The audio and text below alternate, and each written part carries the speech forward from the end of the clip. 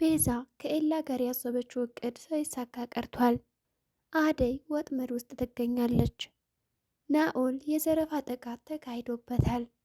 ፍቅር ለዴብ ሁለት አማራጭ ሰጥተዋለች።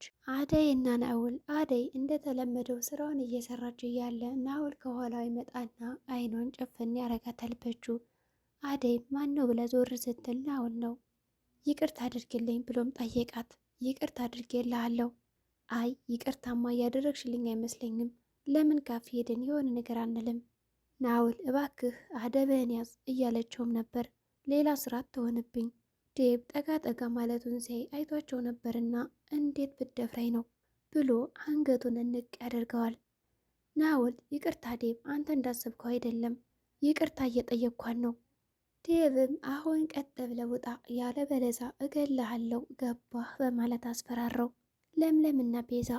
ለምለም ኤላን እንደዛ ሆኖ ካየችው በኋላ አንቺ ሰይጣን ምን አባሽ እያደረግሽ ነው ልጁን? ኤላም ትንሽ እየሰማ ነበርና ለምለም ይላል፣ አንቺ ሰይጣን ልጁን ምን ብታጠጪው ነው እንደዚህ የሆነው? አሁን ከዚህ ቤት አናትሽን ሳለልሽ ውጭልኝ በማለትም እንደምንም አድርጋ እንድትወጣ አድርጋታለች። ከመውጣቷ በፊትም በጥፍ ይብላታለች። ኤላም በስካር ላይ ሆኖ በጣም አፈቅርሻለሁ እያለ ይቀዣል። ሁሉም ነገር ከአቅሜ በላይ ሆነብኝ፣ አባዬም አንቺም ተናዳችሁብኛል በቃ እያለ ይቀዣል። ለምለምም ካዳመጠችው በኋላ በቃ ተኛ፣ ነገ እናወራለን በማለትም አለባብሰዋለች። ናኦልና ዴብ ናኦልን ወደ ሳሎን ወደ ተሰበሰቡበት አመጥቶታል አንገቱን ይዞ። ባርኮትም ምንድን ነው በማለት ጠየቃቸው። ፍቅር ይህን ልጅ ከዚህ ቤት አስወጩ፣ ያለዛ እኔ እወጣልሻለሁ አለ ዴብ። ለምን? አደይን እየተተናኮላት ነበር። ይህ ከሆነማ እኔም እጨመርለታለሁ አለ ባርኮት። ሊዲያም አንቺ አደይ በቃ የአንቺ ጦስ አያልቅም አይደል አለች። ፍቅርም እንደተለመደው ጮኸችባት። ባርኮትም ደረጃ ላይ ቁጭ ብሎ ነበር። ደህና ነህ? ደህና ነኝ። ምን ሆነሽ ነው ይላታል ቤዛን። ቤዛ ከመጣች በኋላ ጉንጩን ሳም አድርገዋለች። ዞር ብሎ ሲያያትም ጉንጯ ቀይ ሆኗል። ማን ደብድቦች ነው እንደዚህ እስከምትወኝ? ያቺ ለምለም ናታ። ምን አድርጋችሁ ነው? የተፈጠረ ነገር አለ? ኤላስ ቢሆን ለምንድን ነው እንደዚህ እስክትወኝ ዝም ያላት? ኤላ እንደሆነ በለምለም ከመጡበት እሱ አቅም የለውም። ለእሷ ሲሆን እያለች ነገሩን እያቀጣጠለችው ነው። ያልተፈጠረ ነገር እየነገረችው ነው። እኔ ያናገራታለሁ ሌሊን አላት። ለምለም ቤዛ በቃ አሁን ማረፍ ነው የምፈልገው ብላ ወደ ውስጥ ገባች። ባርኮትም በቃ እኔ ስራለኝ ለምለምንም አናገራታለሁ አለ። ናኦል ከቤት ወጥቶ ስለነበረ በሌሊት ዘረፋ ይካሄድበታል። ዳይመንድና ንጉስ ያለውን ነገር ይዘርፉታል። ሰጥ ሲሉትም ሰጥቷል። ባርኮትና ለምለም በጠዋቱ ባርኮቴ በሰላም ነው በጠዋቱ ብላ ጠየቀች። ለምለም ለምንድን ነው ቤዛ እንደዛ የደበደብሻት አለ። መጀመሪያ እስኪ እሷን ጠይቃት ለምን እንደደበደብኳት። አንተ በእኔ ቦታ ብትሆን ከዚህም በላይ ነው የምታረገው። ምን አደረገችና? ኤላን እኮ አስክራ አብረው ለማደር እየሞከረች ነበር። እንደዛ ስታደርግ ነው የደረስኩባት። ምን እንደዛ አታደርገውም፣ አብረው ልታድር ነበር። ማንን ለምን እያለ ባርኮትም ግራ ተጋባ። ሲጀመር እሱ አሁንም ለኤላ ቦታ አላት። እንደዛ ባይሆንማ አሁንም ተመልሳ አመጣም ነበር በማለትም ነገረችው። ኤላም ከእንቅልፉ ነቃ። እኔን ካላመንከኝ ጠይቀው አለችው። ምንድን ነው ንገረዋ የሆነውን ነገር። ኤላም ቆይ ትናንት ምን ነበር እያለ ማስታወስ ጀመረ። ቤዛ ለገንዘብ ብለሽ ምንም ነገር እንዳታረጊ፣ መጥፎ ነገር እንዳትሰሪ፣ እኔ ገንዘብ አለኝ፣ ነገር ግን ለምለምን የኔ ላድርጋት አልቻልኩም እያለ ያወራውን ነገር ማስታወስ ጀመረ። እሺ በቃ ብላም ወደ ውስጥ እንዳስገባቸው ማስታውሷል። ባርኮትም እሺ ንገረኝ አለው። ምንም የተፈጠረ ነገር የለም፣ እኔና እሷ ጓደኛ ነን ይለዋል። ፈታን በልብላ ነው ስንጠጣ የነበረው። ባርኮትም በሰማው ነገር በጣም ግራ በመጋባት አሁን ማንን ልመን አለ። የስራ ስልክ ተደወለና በቃ ሂጃለሁ ብሎም ወጣ። ለምለም ባርኮት ነቃበል ቤዛ አንተ እንደምታስባት አይደለችም፣ እሷ ሌላ ዓላማ አላት አለች። ኤላም እኔና እሷ ጓደኛ ነን፣ ከዛ የዘለለ ምንም ነገር የለንም አለው። ለምለም ባርኮት ከወጣ በኋላ ቆይ እንዴት ነው ጥፋቷን የሚሸፍንላት በማለት ኤላም ጠየቀችው። እሷ እኮ ሌላ ነገር ፈልጋ ነበረ፣ ሰክራችሁ እኮ ነበር፣ እኔ እኮ ባልመጣ የሆነ ነገር ተፈጥሮ ነበር አለችው። ቤዛ ቁጭ ብላ መኝታ ክፍል አንቺ አደይ እያለች እየተጣራች ነው። አደይም አቤት ብላ ሄደች። ቁርስ አምጪልኝ፣ ዛሬ አልወጣም። እሺ ደግሞ ምን ሆነሽ ነው ፊትሽን እንደዚህ ሆንሽው? ያቺ ጓደኛሽ ናታ እንደዚህ ያደረገችኝ ማን? ለምለም? አዎ ለምለም ያለ ምክንያት እንደዛ አታደርግም ብላ አደይ መከራከር ጀመረች። አሁን ንዴቴን ካንቺ ላይ ሳልወጣው ሂጂና አምጪልኝ ቁርሴን በማለትም ጮህ ብላ ተናገረች። እሺ ብላም ሄደች። ሊዲያ መጣች። አንቺ ቤዛ፣ ማነው ፊትሽን የጠፈጠፈልኝ? ባርኮት ነው። እሰይ ደግ አረገሽ። እኔማ መጥቼ ላጋጭሽ ነበር። ማን? አንቺ ነሽ ዋጋዬን የምትሰጭ? ከዚህ በኋላ ከኤላ ጋር ማየት አልፈልግም እያለች ሊዲያ ማስጠንቀቅ ጀመረች ቤዛን። ከዚህ ቤት ማን እንደሚወጣና እንደሚቀመጥ እናያለን ብለውም ተፈካከሩ። አደይም ቁርሷን አመጣችላት። ሊዲያ የቻትና ለካ አንቺ እሺ እያልሻት ነው ሁሉን ነገር የልብ የተሰማት። ከዚህ በኋላ ለቤዛ ምንም ነገር እሺ እንዳትያት አለች። ምንም ነገር አታድርግላት። ሊዲያም አንቺ የባርኮት ፍቅረኛ ነሽ፣ ኤላ ቤት እንዳላይሽ በማለትም አስረግጣ ነገረቻት። ቆይ ኤላ ስንት ሰው ነው የሚያፈቅረው? አይ እኔ አላፈቅረውም አለች።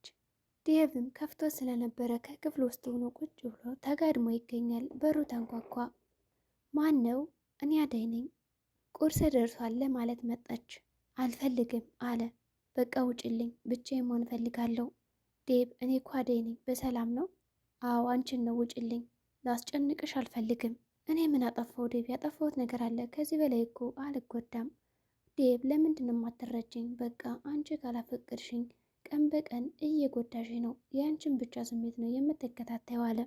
ቆይ እኔ ለአንቺ የሚመጥን ሰው አይደለውም እንዴት ብሎ ጠየቃት። እሷም ዴቭ እኔ እኮ ነግሬያለሁ፣ ሁሉን ነገር አስረድቼው እንዴት ነው ወደ ኋላ የምትመለሰው? እሱም አስረድተሽኛል። ለእናትሽ፣ ለአባትሽ፣ ለእህትሽ፣ ለእኔስ ለእኔ ቦታ የለሽም እያላት ነው።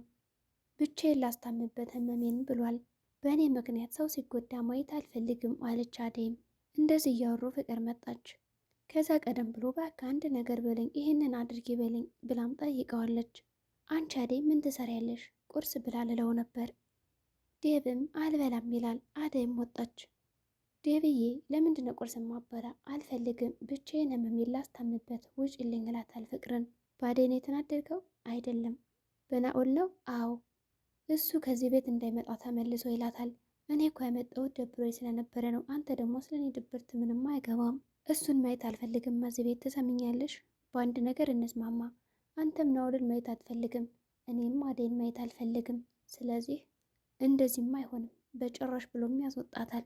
ሊዲያና ፍቅር አንቺ አደይ ለምንድን ነው ተረፍራፊ ምግብ የምታመጭልን ብለው ቀወጥ ያደርጉታል።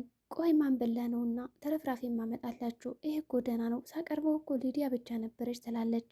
ፍቅር እኔ ፍቅር ነኝ ተረፍራፊ የምበላ ብላ ጮህ ብላ ሌላ አዲስ ምግብ እንድትሰራ ታዛታለች። አደይም ቆይ ግን እኔ ምን በድያችሁ ነው እንደዚህ የምታሰቃዩኝ? አለች። እሺ እሰራለሁ ፈጣሪ ያውቃል እውነቱን ብላም እሺ ብላ ለመታዘዝ ወስናለች። ሊዲያም ያቺ ቤዛ እንዳትታዘዣት አለቻት። እናንተ ፉክክር ነው ያዛችሁት፣ እኔ ደግሞ ስራ ነው። አደይ ከሄደች በኋላም ፍቅር ግን እንዴት መጣልሽ የሀሳብ ብላ ተመካከረች። ሊዲያም ፍቅር ግን እንዴት አመጣሽው ናኦልን ብላ ጠየቀቻት። ስደውል ስራ ስልኩ አይሰራም። ለምለም እና ኤላ ምንም የምታስታውሰው ነገር የለም? ኤላ ተሰማኝ ከሆነ ሰማኝ። ቤዛ አሁንም ስሜት አላት ላንተ። ከዚህ በኋላ አልሰማም ካልክ ግን እንደፈለግክ ትለዋለች። በቃ ወደ ስራ ልሄድ። ለኤላም ስልክ ይደወለታል። ሄሎ እማዬ፣ ተኝቼ ስለነበር ነው። ምን አዲስ ነገር አለ? እማ ለእኔ ብለሽ ግን ከአባዬ ጋር እንዳትጣይ ይላል። ለምለም ከስሩ ነበረችና ብድግ አለች። ስልኩን ከዘጋ በኋላ ሳቅ በሳቅ ሆኗል። ለምለም ምንድን ነው እንደዚህ የሚያስቃለችው? በእኔና በአንቺ ፍቅር እኮ ፈጣሪ አለ። በጣም ደስ ይላል። እማዬ እኮ ልታናገረው ወሰነች አባዬን። ለበጎ ነው ብሎ በጣም ተደሰቱ። እኔ ከአባዬ ይልቅ እማዬ ትቀለኛለች። የ25 ዓመት የጋብቻ ባላቸውን ላክብር ልሄድ ነው። ሄጄ ግን እመለሳለሁ በማለትም ነገራት። ሁለቶችም ተደስተዋል። ያ ሁሉ ጭንቀት፣ ያ ሁሉ ሐዘን አሉ ተመስገን እያሉ ፈጣሪያቸውን እያመሰገኑ ነው። ናኦልና ሊዲያ በመንገድ ላይ ይገናኛሉ። ከዚህ ምን ትሰራለህ? ፍቅርን ላገኛት እየሄድኩ ነው። ስልኬን እኮ ተዘረፍኩ። የእኔም እኮ ተዘርፏል። ዳይመንድና ንጉስ ናቸው የሚሆኑት የሰራሁት። አሁን ለምሳሌ አደይ ተዘርፋ ቢሆንና አንድ ነገር ብና ቢሆንማ ሩጠው ያመጡላን ነበር። ለእኔ ሲሆን ግን ዝም አሉ በማለትም መለሰች። ናኦልም እንዴ ያች እኮ አደይን የመሰለች አበባ ብሎ ሲያሞግሳት ተናዳ ጥለው ትሄዳለች። ቤዛና ፍቅር ስሚ አንቺ ለእኔ እኩል ነሽ። አደይም ቤዛም እኔ እኩል ነው የማያችሁ። ፍቅር አንቺ የቤት ሰራተኛ ነው የምትመስይው ትላታለች። ቤዛ እኔ ለምንድን ነው ከቤት ሰራተኛ ጋር የምታወዳድርኝ? ሁለታችሁም ለኔ አንድ ናችሁ። ምክንያቱም የወንድሜ ፍቅረኛሞች ናችሁ። ወንድሜ አንዷ ሲደብረው ከአንዷ ይሄዳል። ስራውንም እንደዚህ እየተጋገዛችሁ ስሩት። አንቺም በጣም ብዙ ተወዳጅ ለመሆን የቤቱን ስራ ቀጥ አድርገሽ መስራት አለብሽ እያለች በጣም ዝቅ ዝቅ እያደረገቻት ነበር። ቤዛ እኔማ ከሰራተኛ ጋር አልወዳደርም አለች። ይህን ጨዋታ እኔ ተጫውቼዋለሁ። አሁን ከዚህ አልጋ ላይ ሳልፈጠፍጥሽ ውጭልኝ በማለትም አስወጣቻት ፍቅርን። ንጉስና ዳይመንድ ከነ ፍቅር በር ቁጭ ብለው ንጉስ ናፈቀችኝ እኮ አደይ ምን ላድርግ ይላል። ዳይመንድ በርና አንኳኳ እንዴ ይላል። እንደዚህ እያወሩ እያለ ናውል የነ ፍቅርን ቤት ያንኳኳል። ወይ ጉድ አሉ። የዘረፉት ስልክ የሱ ዕቃ ስለሆነ ከነዚህ ጋርም ተነካከን አለ ዳይመንድ።